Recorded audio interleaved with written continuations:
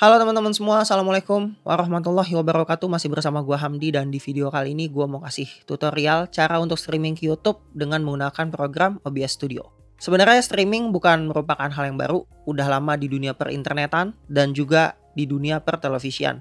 Kalau misalnya kalian nonton bola dan ada tulisannya live, itu artinya sedang melakukan live streaming.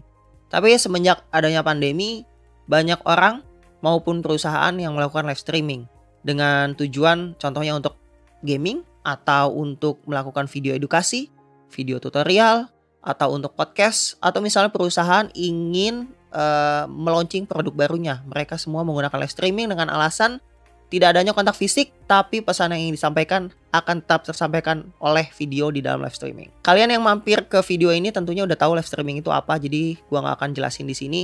Tapi mungkin aja kalian kesini karena kalian belum terlalu ngerti gimana caranya setting OBS untuk bisa live streaming di YouTube dari rumah atau dari kantor. Jadi mudah-mudahan video ini ngebantu kalian yang masih bingung untuk melakukan live streaming. Sebelumnya, gue udah menempatkan timestamp di deskripsi di bagian bawah dan isinya timestamp itu merupakan topik-topik yang akan gue bahas di sini.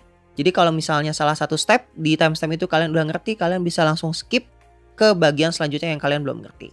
Mudah-mudahan kalian paham ngeliat tutorialnya. Kita mulai aja sekarang. Let's go. Pertama-tama yang pasti kalian harus udah punya satu channel YouTube. Gua nggak akan kasih tutorial cara bikin channel YouTube di video ini. Cuman satu hal yang mesti kalian lakuin, kalau udah punya satu channel, kalian harus terverifikasi lewat telepon untuk ngelakuin live streaming di YouTube. Caranya adalah dengan kalian klik tombol upload di atas yang ada logo videonya ini, kemudian kalian pilih Go Live dan di situ nanti akan ada tulisan live streaming isn't available karena kalian belum terverifikasi. Dan kalian akan langsung masuk ke bagian account verification. Di sini kalian pilih country-nya Indonesia, kemudian pilih text me verification code. Masukin aja nomornya. Kemudian pilih submit. Nanti kalian akan diberikan 6 digit verification code yang dikirimkan langsung ke nomor yang sudah kalian tulis tadi. Nanti biasanya prosesnya ini akan memakan waktu maksimal 24 jam supaya kalian bisa mendapatkan sebuah stream key. Oke, dari YouTube kita masuk dulu ke OBS. Kalian download dulu OBS-nya kalau belum punya di obsproject.com dan di sini langsung bisa kalian download sesuai dengan OS yang kalian pakai. Gua di sini pakai Windows, jadi gua download yang Windows. Kalian close dulu, kemudian kalian install. Setelah diinstal, maka nanti ini adalah tampilan utama OBS yang sudah terinstall di komputer kalian. Di sini ada canvas di bagian atas, kemudian ada scene, ada source, ada audio mixer, transition, dan di sini ada control. Sebenarnya ini pada awalnya mungkin terlihat agak ngebingungin. Kalau kalian belum ngerti sama sekali, kalian tinggal ke tools dan di situ ada auto configuration wizard. Kalian klik aja, nanti di situ ada pertanyaan yang kalian isi dan akan menghasilkan suatu settingan yang tepat sesuai kebutuhan kalian. Di sini pertama ada usage information, kalian ini butuhnya untuk apa? Apakah untuk streaming atau untuk recording atau hanya untuk menggunakan virtual kamera? Karena di sini sesuai judul videonya untuk streaming, kita pilih yang streaming, kemudian kita next. Nah, di sini ada resolusi kanvas. Kanvas yang tadi di bagian atas ini namanya kanvas. Kanvasnya itu mau berapa? Jadi kalau kalian lihat di YouTube ada quality, ada 720, 480, 1080. Ini sesuai namanya base canvas resolution. Kanvas yang mau dipakai ukurannya berapa piksel. Kalian pilih yang 1080 atau kalau misalnya audiens kalian itu cuman untuk pengguna handphone, 720 aja udah cukup. Kemudian untuk bagian FPS di sini ada yang dibilang mau 60 kalau misalnya bisa atau 60 kalau bisa tapi pilih high resolution atau pilih aja yang cuma 30. Sebenarnya di sini kalian gak usah terlalu bingung. Buat kebanyakan orang 30 FPS itu udah cukup banget. Pertama, alasannya karena 60 FPS itu biasanya dipakai untuk gaming yang motionnya agak banyak. Tapi kalau kita pakai yang 60 FPS, kita akan menggunakan bandwidth upload yang lebih banyak. Jadi kalau misalnya kalian terbatas oleh bandwidth upload atau PC kalian agak kurang mendukung, kalian pilih aja yang 30 dan itu udah cukup banget. Di sini gua pilih yang 30. Kemudian untuk servisnya sendiri kalian bisa pilih di sini ada Twitch, YouTube, Facebook Live, Twitter, Restream.io, macam-macam, dan karena di video ini judulnya YouTube, gua pilih YouTube. Nah, kita akan memasukkan stream key. Stream key ini adalah satu password atau bisa dibilang satu kunci yang dibutuhkan untuk streaming application kalian di sini OBS untuk masuk ke dalam web yang dipilih. Di sini kita pakai YouTube. Jadi kita butuh stream key dari YouTube. Itu gunanya kenapa di langkah awal kita butuh yang namanya verifikasi untuk mendapatkan stream key. Kemudian kalian buka lagi YouTube-nya dan dengan asumsi kalian sudah mendapatkan stream key, kalian klik lagi video di atas create, kemudian go live. Kemudian kalian schedule stream. Kalian create new, kemudian pilih title, misalnya tes streaming. Karena ini keperluannya untuk tes, jangan public, tapi kita pilih private atau unlist. Kemudian deskripsinya tes streaming, ini bebas diisi apa aja. Dan untuk pilihannya kalian bisa pilih sesuai yang kalian mau, misalnya gaming, kalau misalnya mau gaming, education kalau tutorial, atau how to kalau misalnya mau bikin video tutorial. Kemudian pilih tanggalnya, ini nggak terlalu ngaruh karena ini untuk ngetes aja. Kemudian kalian upload, misalnya di sini upload foto ini. Kemudian di bawah ada tulisannya untuk anak-anak atau bukan. Untuk anak-anak di sini maksudnya kalau kalian live streaming yang kontennya khusus anak-anak. Khusus anak-anak dalam artian anak-anak yang memang kontennya misalnya mainan atau edukasi, kalian pilih yang atas. Ini menentukan nanti seperti apa iklannya. Jadi kalau misalnya memang kalian bukan untuk yang anak-anak, pilih no. Seperti contoh di sini. Dan apakah ada pembatasan umur atau enggak? Gue pilih no. Kemudian pilih create stream. Dan di sini ada tulisannya upcoming stream tanggal 15 misalnya di sini. Dan schedule seperti ini. Diklik aja di tes streamingnya, maka akan keluar layout seperti ini. Nah, di sini gue akan jelasin satu persatu. Pertama ini yang tadi udah kita isi, title, kategori, privacy, dan ini bisa diedit untuk diganti isinya seperti apa. Kalau seandainya nanti kalian emang pengen streaming di jam tertentu, di hari tertentu, kalian jangan pilih private ya, pilihnya public. Ini karena contoh aja. Kemudian kategorinya kalau mau diganti bisa di sini. Kemudian di sini ada pilihan di live chat, ada enable live chat. Ini penting kalau streaming harus ada interaksi kecuali kalian streamingnya satu arah. Slow mode. Ini untuk yang streaming tapi suka ada spammer di chatnya. Jadi misalnya ada orang yang ngetik kata-kata berulang dalam waktu yang sangat singkat. Jadi seberapa lama satu orang itu bisa ngirim message dalam waktu tertentu. Jadi misalnya setelah 5 detik orang itu baru bisa ngetik sebuah kata. Kemudian di sini ada allow live chat replay. Jadi ini sistemnya sama seperti WhatsApp. Misalnya ada yang ngechat terus kalian mau balas chat tertentu, ini diaktifin aja. Kemudian kalian save. Pindah ke bawah. Di sini ada stream key. Nah, ini stream key yang kita butuhin nanti untuk balik lagi ke OBS-nya. Tapi di skip dulu. Kita lanjutin dulu di sini. Ini ada stream URL. Dulu sebelum OBS atau streaming software lainnya itu bisa melakukan ini secara otomatis, kita mesti input. Jadi ini mesti di copy ke dalam streamingnya. Tapi sekarang udah nggak perlu karena udah otomatis. Ada stream latency di sini. Kalian bisa memilih seberapa cepat stream kalian berhubungan dengan yang nonton. Jadi misalnya normal latency biasanya ada delay. Misalnya kalian ngomong A, si penonton akan mendapatkan kata A itu mungkin setelah 10 atau 20 detik. Kemudian ada low latency, ini biasanya cuma 5 detik selisihnya. Atau ada ultra low latency yang cuma 2 detik misalnya atau 1 detik misalnya. Gunanya apa latency ini? Tergantung konten yang kalian pilih. Misalnya untuk ultra low latency itu biasanya digunakan untuk streaming yang butuh interaksi secara cepat kepada penontonnya. Atau juga untuk low latency seperti itu juga. Tapi untuk normal latency biasanya itu untuk streaming yang nggak terlalu banyak interaksi. Jadi ini digunakan sesuai dengan streaming kalian. Contohnya untuk di gaming biasanya orang akan menggunakan low latency atau ultra low latency karena biasanya yang nonton akan sering nanya dan kita akan lebih sering ngejawab. Tapi kalau misalnya kalian lagi kompetitif gaming, biasanya normal latency karena untuk mencegah adanya stream snipe. Ini tergantung kebutuhan kalian. Kemudian di additional setting di sini ada enable auto start dan auto stop. Ini kalian aktifin aja, yang artinya ketika kalian menyalakan streaming di OBS, maka di YouTube akan secara otomatis mulai dan akan secara otomatis stop ketika kalian stop di OBS-nya. Kemudian untuk enable DVR ini fungsinya misalnya ada penonton yang telat sekitar 30 menit. Nah kalau diaktifin dia bisa ngelihat streamingnya dimulai dari menit ke 0, menit pertama. Maksudnya dimulainya streaming sampai ketika dia datang.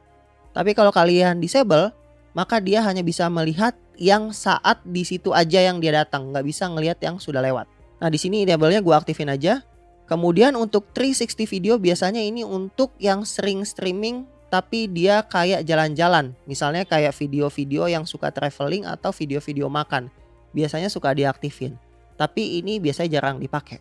Nah untuk delay di sini, seandainya yang di sini masih kurang, kalian bisa tambahin lagi. Delay streamingnya di sini bisa setengah menit atau 1 menit. Untuk closed caption ini adalah video live streaming, contohnya seperti pembawa berita. Jadi teksnya itu sudah tersedia. Jadi kalian bisa langsung upload teksnya ke dalam YouTube dan nanti pas kalian live teksnya pun udah langsung ada di bawah. Tapi ini biasanya jarang dipakai. Jadi dimatiin aja. Kemudian untuk unlist live replay once streams end, ini biasanya di unlist setelah streamingnya selesai. Jadi kalian bisa ngecek dulu apakah videonya bagus, streamingnya bagus, audionya bagus, baru bisa di set public. Ini preferensi kalian ya. Jadi setelah kalian streaming videonya mau ditampilin apa enggak. Kemudian di kanan di sini nanti ada chatting. Kalian bisa langsung balas chattingnya melalui omongan atau kalian bisa ketik di say something di bawah kanan ini. Dan ini nanti akan kelihatan chatnya seperti itu. Lalu untuk bagian analitik nanti kalian bisa ngelihat di sini berapa banyak yang nonton, berapa yang ngechat, dan berapa kali di view, dan watch time-nya berapa menit setiap orang itu nonton di rata-rata. Kemudian untuk stream health nanti ini untuk melihat apakah koneksi kalian itu dengan settingan yang ada bisa memadai atau enggak. Setelah semua yang ada di sini kalian ngerti, kalian tinggal pencet copy di stream key dan kita balik lagi ke OBS. Stream key-nya tinggal kita copy paste ke dalam stream key yang ada. Kemudian di sini ada dua pilihan. Apakah kalian ingin memilih hardware encoding, yang artinya kalian nggak menggunakan CPU alias menggunakan graphic card atau GPU. Jadi misalnya mungkin prosesor kalian itu agak kurang bagus performanya atau banyak menggunakan software yang make si prosesor. Kalian bisa milih GPU sebagai encoding si streamingnya. Kemudian untuk bitrate-nya di sini ada estimate bitrate with bandwidth test. Kalian bisa contreng aja karena ini efektif banget buat menentukan bitrate maksimal sesuai dengan koneksi yang kalian pakai. Kita klik next. Nah, di sini ada hasilnya. Kalian bisa lihat di situ YouTube. Video bitrate maksimal yang bisa gue pakai adalah 3570. Ini karena maksimal upload gue adalah sekitar 5-6 Mbps dengan First Media Elite X1. Ini semua tergantung ya. Kalau misalnya kalian menggunakan upload yang lebih besar, pasti video bitrate-nya bisa lebih bagus. Efeknya apa? Video bitrate ini ngaruh ke hasil yang dilihat oleh yang nonton. Kalau bitrate-nya kecil biasanya agak kotak-kotak dan nggak terlalu tajam. Tapi kalau bitrate-nya gede, hasilnya akan lebih bagus. Kemudian di sini streaming encodernya dan recording encodernya dipakainya hardware karena kebetulan gue pakai RTX 2070. Jadi sistem mengenali bahwa sebaiknya encode untuk streaming dan recordnya lewat si graphic card-nya aja. Nah untuk recording quality ini otomatis dia buat high quality medium file size. Kemudian base canvasnya tetap 1080 tapi di sini kalian lihat output resolusinya 720. Ini berhubungan sama si bitrate. Artinya si OBS mengenali bahwa dengan 720, bitrate 3500 dan FPS 30 ini settingan maksimalnya untuk dilihat sama yang nonton. Tapi kalau misalnya mau diganti pun nggak masalah. Kita pilih apply setting. Pertama kita masuk ke file, kemudian ke setting. Untuk melihat yang tadi udah disetting otomatis sama OBS-nya. Di sini yang perlu gue jelasin di bagian general biasanya ini nih, automatically record when streaming. Jadi kalau kalian mau streaming tapi mau record juga ini dicontreng aja. Jadi kalian nggak mesti mencet start streaming dan start recording. Tapi kalau udah biasa dan mau mencet dua-duanya sih ini dimatiin. Untuk yang general cukup itu aja. Kemudian untuk yang stream ini udah diisi otomatis dari yang tadi kita setting. Kemudian untuk yang output, nah ini dia hasil yang tadi udah disetting sama OBS-nya. Video bitrate-nya ini dia menggunakan hardware encoding, audio bitrate-nya 160, kemudian recording pad-nya sudah ditentukan atau bisa kalian ganti sesuai yang kalian inginkan mau ditaruh di mana karena biasanya filenya agak besar. Kemudian recording quality ini kalau record ya. Jadi kalau misalnya kalian mau streaming dan record, kalian bisa pilih mau high quality atau semi stream atau lossless dan ini filenya gede banget. Tergantung kebutuhan kalian. Dan recording formatnya biasanya gue pilihnya MP4 atau MOV. Antara dua ini. Karena lebih gampang dieditnya. Terus untuk bagian audio. Di sini sampler rate-nya ada 48 sama 44.1. Kalau misalnya kalian mau lebih bagus pilih aja 48. kemudian channelnya stereo. Nah, untuk global audio device, desktop audio ini adalah output dari program yang kalian pakai. Misalnya tutorial atau gaming akan muncul di sini nih audionya. Kemudian ini mic adalah sumber input source dari mic kalian. Jadi di sini biasanya gue ganti. Di sini gue pakainya apa? Mau pakai speaker atau line atau dari monitor. Dan kebetulan gue defaultnya itu line di sini ya. Sound card gue pakai ini. Kemudian untuk mic-nya gue juga sama, pakainya itu juga. Jadi untuk desktopnya, misalnya gue main game, keluarnya di sini. Dan untuk mic-nya gue pakainya juga ini. Simpelnya kayak gitu ya. Kemudian untuk video, di sini tadi kanvasnya ini 1080. Kemudian nanti outputnya di rescale sama si OBS ke YouTube cuman jadi 720. Tapi kalau kalian tetap mau maksa sebenarnya nggak apa-apa pakai 1080. Jadi ini balik ke koneksi kalian sendiri. Untuk downscale-nya makin banyak samplingnya kayak punyanya Lancos ini, hasilnya akan lebih tajam dan lebih bagus tapi menggunakan kebutuhan processing di komputer kalian lebih tinggi. Jadi ini nanti mesti dipilih yang kira-kira jangan terlalu bikin berat komputer. Kemudian untuk FPS, seandainya kalian mau ganti ke 60 pun juga nggak masalah. Walaupun agak-agak maksa dan mungkin gambarnya agak lebih jelek tapi FPS-nya 60. Di sini gua akan tetap pakai yang 30.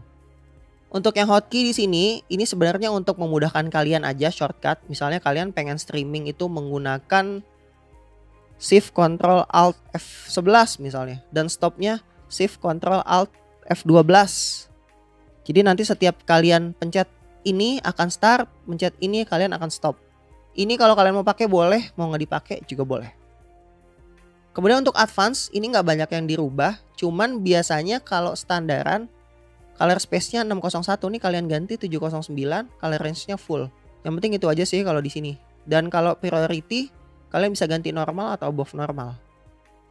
Dan selesai untuk settingan. Kalian bisa langsung lihat di sini bahwa ketika gua ngomong si mic-nya udah langsung keluar hijau, kuning, merah. Nah, di sini kalian bisa setting entah dari mic kalian, misalnya gua gedein cek cek cek cek cek dan hasilnya merah, artinya kegedean. Gua kecilin lagi sampai kira-kira ketika gua ngomong pick cek itu cuman di batas merah ini aja. Jangan terlalu mentok karena nanti yang nonton kasihan, suaranya agak kegedean. Idealnya adalah di hijau dan di kuning seperti ini. Cek 123, cek 123. Kemudian untuk desktop audio, nah ini misalnya gua main game nanti akan keluar di sini. Dan ini adalah hal yang didengar oleh penonton kalian. Jadi kalian bisa atur gede kecilnya di sini. Fungsinya sama dengan mixer. Kalau dikecilin suaranya akan sangat kecil, kalau digedein suaranya juga gede. Seperti itu. Kemudian kita akan nambahin kanvasnya itu mau diisi sama apa. Pilihannya itu ada window capture. Window capture ini memilih satu aplikasi yang udah terbuka di Windows. Atau video capture device, ini biasanya untuk webcam. Atau misalnya kalian punya Elgato. Kemudian ada display capture, ini nangkep satu monitor. Misalnya kalian punya monitor 1, monitor 2, kalian bisa langsung nge-display semonitor-monitornya itu. Jadi misalnya monitor 1 semuanya di-display nggak terkecuali. Dan yang terakhir ada game capture, ini untuk spesifik untuk nge-capture game. Gue contohin di sini, misalnya gue mau nge-capture cuman window aja. Gue bisa milih di sini. Misalnya Streamlabs untuk gue ngerekam recording ini, atau gua bisa buka Chrome. Nah, semua ada bisa disetting di window capture. Kemudian selanjutnya misalnya kalian milih display capture, maka yang dipilih di sini itu bukan sekedar window tapi layar. Mau layar 1 apa layar 2, kalian bisa pilih di sini. Nah, ini untuk nge-record ini contohnya gue pakai display capture karena gue harus nge-record satu full layar ini ke dalam OBS seperti itu. Kemudian selanjutnya kalian bisa pilih game capture. Nah, misalnya di sini gua game capture, gua mau masukin Apex Legends. Di sini kalian pilih capture specific window, kemudian windownya kalian cari Apex di sini. Nah, maka Apex-nya akan keluar seperti ini, berikut juga sama suara-suaranya.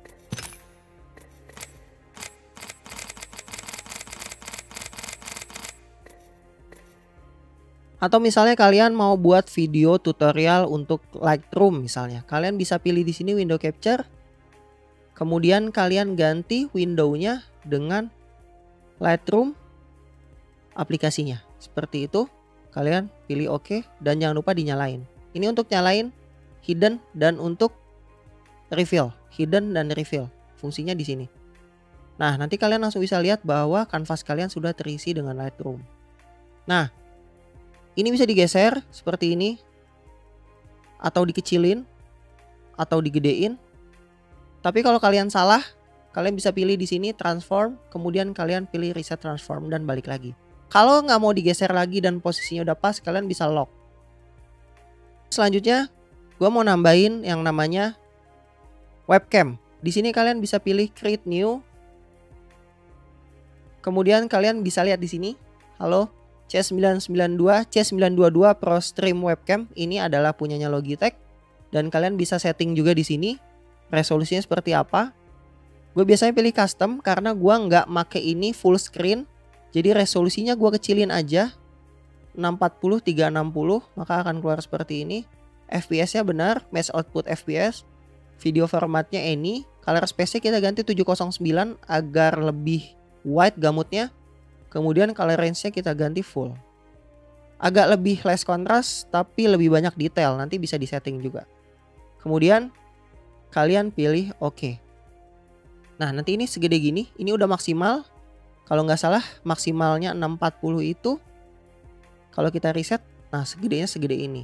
Kalau kalian butuh yang lebih gede dan lebih tajam, contoh kalian live streaming tapi full muka kalian gitu, satu kamera ada di layar, kalian bisa balik lagi ke properties, kemudian di situ kalian pilih resolusinya sesuai kanvasnya 1080. Nah, seperti ini. Ini full resolusinya dipakai. Tapi kalau pakai full resolusi kayak gini, kemudian kalian kecilin kayak gini, ini akan makan processing kalian di komputer. Jadi agak sayang gitu, kepake resource-nya untuk sesuatu yang asalnya besar kemudian dikecilin. Padahal mending dikecilin sekalian. Jadi di sini gua kasih contoh, gua kecilin aja. 640 360. Masih cukup tajam dan tinggal kita kecilin dan di reset aja lagi. Transform, reset, segede gini. Bahkan ini pun masih gua kecilin. Jadi harus efektif ya untuk menggunakan size-nya itu segede apa. Karena resource kita dipakainya cukup banyak untuk webcam. Kemudian udah selesai seperti ini. Udah di setting, udah pas. Kemudian kita lock supaya nggak bisa berubah lagi. Dan di sini kalian bisa lihat ada video capture device karena si C922 ini juga ngeluarin suara gitu mestinya. Tapi di sini nggak tahu kenapa enggak. Tapi kalau kalian mau matiin, takut suara lain masuk, kalian pencet mute, kemudian di hide aja, gitu. Nah, kalau udah selesai seperti ini, kalian tinggal pilih untuk start streaming, seperti ini. Nanti akan kelihatan di bawah ini hijau bahwa kalian sudah mulai live. Dan di sini kelihatan CPU-nya berapa persen yang dipakai, FPS-nya berapa, kemudian bitrate-nya berapa, kemudian live-nya udah berapa lama, ada drop frame apa enggak. Kalau kita buka lagi YouTube-nya, kalian bisa lihat di sini bahwa kalian sudah bisa live. Di sini 0.11 detik. Di sini ada preview-nya, kalian bisa ngelihat di sini, kalian bisa full screen. Mau ngomong apa? Terus quality-nya juga bisa dicek sekalian seperti ini. Coba ya, cek 1 2 3. Ini kalian bisa full screen. Mau ngomong apa? Terus quality-nya juga bisa dicek sekalian seperti ini. Coba ya, cek 1 2 3. Ini Nah, kalian bisa lihat seperti itu bahwa live-nya sudah jalan. Kalian bisa ngeliat di sini nih, semua sesuai yang tadi udah gue jelasin di analitik dan stream setting. Dan deskripsinya pun bisa diganti ketika kalian masih dalam live streaming. Dan kalau misalnya kalian sudah selesai streamingnya, kalian bisa langsung end stream di bagian kanan atas, atau kalian bisa langsung masuk ke OBS-nya dan kalian stop streaming dari sini. Nah, nanti kalau di sini sudah nggak ada streamingnya lagi, maka kalau misalnya dibuka di YouTube lagi, di sini nanti akan secara otomatis ending. Cuman karena adanya delay, nah nih ya, udah no data, the stream will end shortly. Nah, makanya kalian bisa milih dari sini atau dari OBS-nya. Dari sini juga boleh, tinggal end stream aja. Nah, nanti karena ini kalian pilihnya privacy-nya private, maka ini nggak akan ada di dalam video yang sudah publish. Jadi kalian nggak langsung bisa ngeliatin ke orang. Kalian tinggal edit di studio. Kalian bisa kasih detail dan lain-lain. Kemudian setelah selesai kalian bisa set di sini supaya langsung bisa live, dan pilihannya ada di sini, visibility public. Jadi nanti videonya setelah kalian live bisa ditonton lagi sama orang. Kita kembali lagi ke OBS. Jadi sebenarnya settingannya cukup mudah, nggak terlalu sulit, langkah-langkahnya cukup mudah. Cuman gue buat videonya agak lebih panjang dan jelasin satu-satu supaya kalian lebih ngerti sama step by stepnya. Nanti bakalan ada settingan yang lebih rumit lagi untuk kualitas yang lebih baik, dan juga mungkin untuk tipe-tipe streaming tertentu, misalnya khusus untuk gaming, khusus untuk tutorial, atau misalnya khusus untuk kayak ceramah atau launching produk. Nanti settingannya berbeda-beda sesuai dengan kebutuhan. Berikut nanti juga akan ada beberapa jenis yang namanya overlay untuk memperbagus tampilan streaming yang ada di dalam OBS-nya. Itu semua mungkin nanti akan gue bahas di video yang lain. Tapi sementara itu aja dulu. Jadi terima kasih yang udah nonton sampai selesai. Jangan lupa kalau misalnya kalian masih tertarik sama yang seperti ini, tinggalin komen dan pertanyaan. Di subscribe juga supaya nanti kalau misalnya ada update dan tutorial baru kalian bisa langsung tahu. Dan jangan lupa dinyalain lonceng notifikasinya. Sekian aja. Kalau ada salah-salah kata mohon dimaafkan. Tapi kalau misalnya kalian terbantu, gue cukup senang dengan hal itu. Jadi terima kasih banyak. Dan sekian aja. Assalamualaikum warahmatullahi wabarakatuh. Peace. Peace.